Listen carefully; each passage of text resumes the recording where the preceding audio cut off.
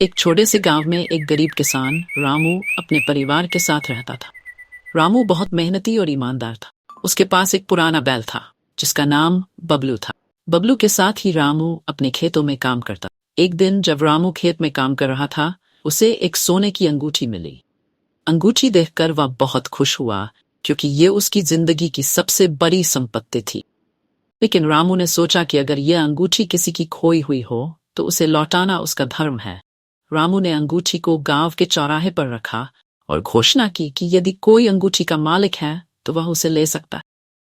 बहुत से लोग आए और अंगूठी के बारे में पूछताछ की, लेकिन किसी ने भी इसे पहचानने का दावा नहीं किया।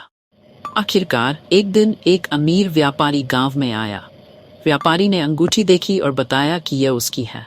उसने कहा कि वह अंगूठी उसे बहुत प्रिय थी और उसने उसे कहीं खो दिया था।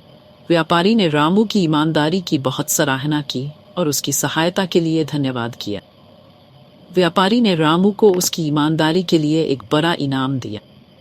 रामू ने उस इनाम को खुशी खुशी स्वीकार किया, लेकिन उसने व्यापारी से कहा कि उसकी सबसे बड़ी संपत्ति उसकी ईमानदारी है। समय के साथ रामू की ईमानदारी और मेहनत ने उसे गांव में सम्मानित स्थान दिलाया। उसकी ईमानदारी ने उसकी जिंदगी को संवार दिया और उसके परिवार की जिंदगी भी बदल गई। ईमानदारी और सच्चाई हमेशा बड़ा इनाम लाती है।